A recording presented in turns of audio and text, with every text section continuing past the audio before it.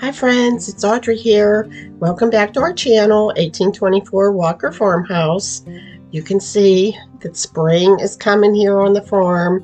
Things are blooming, and when the daffodils and the forsythia blooms, you know that spring is like really here. And even if you have some cold days, warmer days are ahead.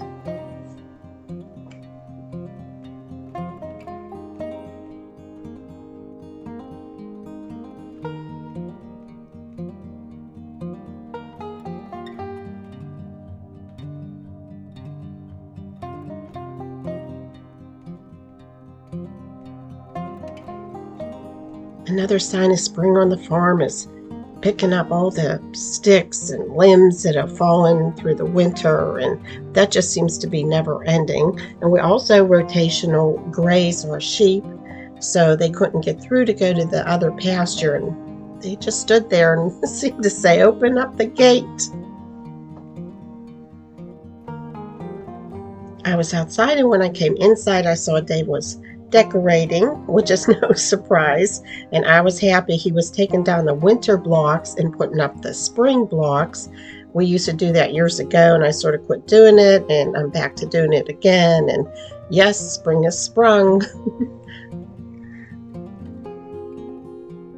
We've had an early Easter celebration. My family from Erie came and stayed for the weekend. We wanted to go to maple festivals, but it rained all weekend. So, of course, we played in the kitchen a little bit. The kids always now make the whipped cream, and oh, they're getting so big. And I decided it would be fun to do a craft with eggs, decorate them for Easter. So my grandkids were blowing out an egg. That's when you put a pinhole on each side and blow through so that the egg comes out, dry it out, and then you can decorate it. It's harder to do than what it looks, even with trying to hit the yolk on the inside. I had some Peter Rabbit napkins, and we decided to cut them out, and then you put them on the dried eggs and put Mod Podge over it. I really liked doing it, but it was a little trickier than what I thought it was going to be. You saw my granddaughter cutting close to the edge of the chick there. You really sort of have to cut close to your design and then Mod Podge it on, or the napkin seems to wrinkle. Now, some of the wrinkles we sort of waited till they dried, and then we put it over it, and it did seem to smooth out when it dried. But it was a little trickier than what I thought. And my son-in-law is such a good sport because he did it with us, and he's not like the arts and craftsies, like the rest of us probably are, but his egg actually turned out to be the best. So it's really fun to try, and it was like a fun family activity.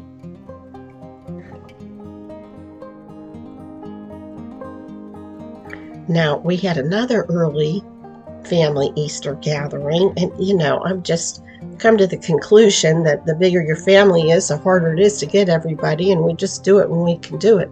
But we do an annual scavenger hunt, and I notice that it's starting to be a little bit more competitive every year with the families.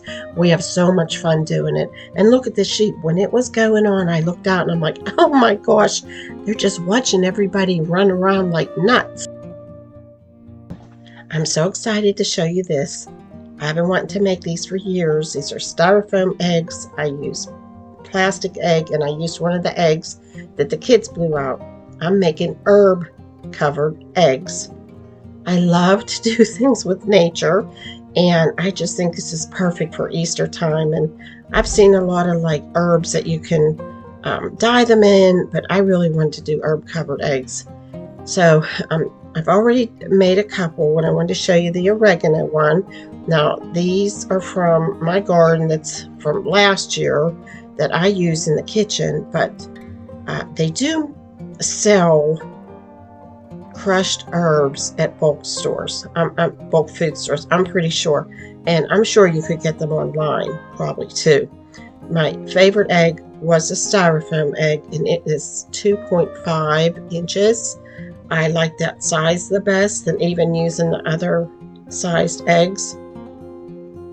I've had mine for years, but you could get them on Amazon. I did look it up, and they're still available.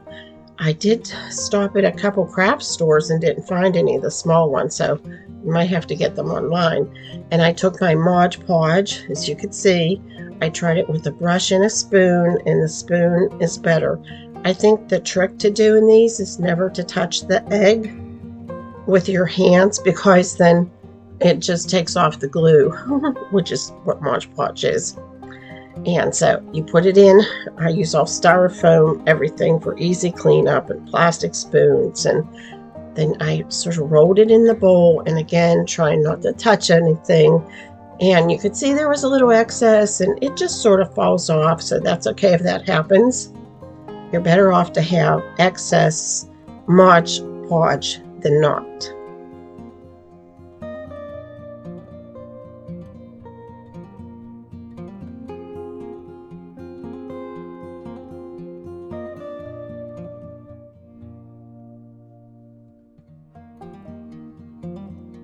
When I was done rolling them a couple of times, I put them on a plate to dry. They have to be really dry before you start touching them.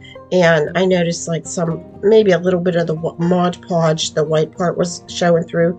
And all you have to do is just put a little bit more herb on it, and it just covers it. I used the matte Mod Podge in case there was any coming through. I didn't want any shine. And you just keep. It really doesn't take a lot. I have the smallest container of Mod Podge, and I've had that forever. And the styrofoam egg, you can see, is not perfect. There is a little bit of dents on them, and it still works out really good. So your egg doesn't have to be perfect. But I do like the styrofoam egg the best.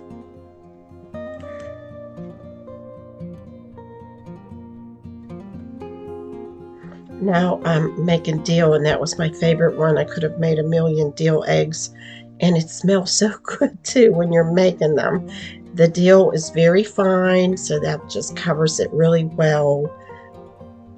And you can see I was just adding. I already made a couple dills. I think this would really be fun to do with friends or have a get together. Sort of like, when you make wreaths together or some kind of craft. It's just like a fun, easy craft, and I think it just comes out so nice, and it's nice playing with nature, all the herbs, and it really does smell really, really good.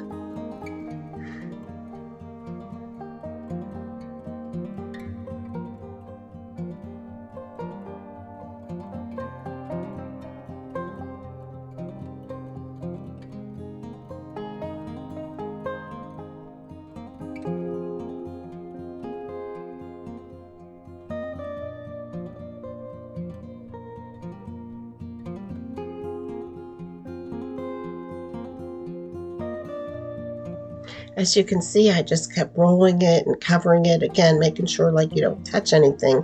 And then I put it on a plate to dry, and I thought, oh no, I see too much showing through.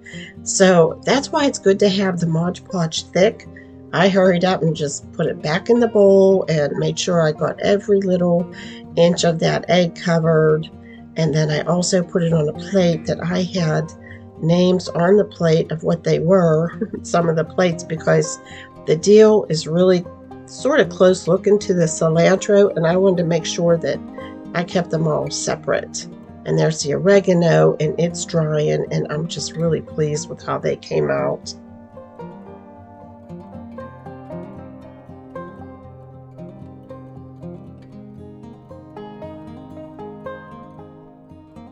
If you go back a few videos, remember we planted those daffodil bulbs. It could have maybe been in a bucket or a little bigger, but I'm so happy how they turned out, and it's going to be right ready for Easter, so that just timed out perfectly. And I know you always like to see close-ups of everything, so I want to show you the close-ups of the eggs. The lavender is from our lavender at our garden, the lavender buds. And I think if I did that again, I would put them in a food processor, the lavender buds, or cut them up again. It took me like a lot of tries getting the lavender totally to cover the egg, but still I'm really, really happy. I kept adding Mod Podge and then more lavender buds to it. So it's a little trickier when the herb is chunkier than fine. The cilantro, the same thing. I had to maybe just dabble a little bit of a Mod Podge here and there and then put more over it. But they're very workable, and I think they're so pretty. I just put a little bit of the grass at the bottom of this plate, and I just think they look so pretty, and it's so Eastery, and it's nature, and they're really fun to do. So I hope you try it and let me know if you did. One thing that I love doing on YouTube is just sharing our collections. It's just so fun. And this is something, we have our little carrier that has a snow boy on it, and we put that away. And then I get this out every year. This is a homemade box. You could just tell how it was made. And there's old script on top. It probably was some kind of crate for something. It has a brass hook, which is an early brass hook. And inside is an egg collection. I got this at an antique mall years and years ago, and I still love it to this day. I'm not sure, did somebody collect these on their own, or it's old. They're old eggs. Some are cracked, some aren't in the best condition. Some have the name underneath on a piece of paper, and I don't know how old it is, but I just think it's really cute. If you love nature, then, it just seems like somebody else would say, oh my gosh, what'd they buy that for? But I just love this. I just think this is so neat. There's turtle eggs and there's bird eggs, and I just think it's so neat. And if you love nature, I just think it's something to love. So what do you think of my egg box? Well, friends, a couple videos back, we said we're not going to have workshops, and mine and David's voice was cracking even thinking about it. But we've changed our mind, and we decided we are going to try it again. We are redoing our shop, our old shop that used to be our store, and making it into a studio/workshop space. David is going to be teaching how to paint on lavender. David is an artist. That some people don't know that. He went to art school, and there's definitely an art gene in that family.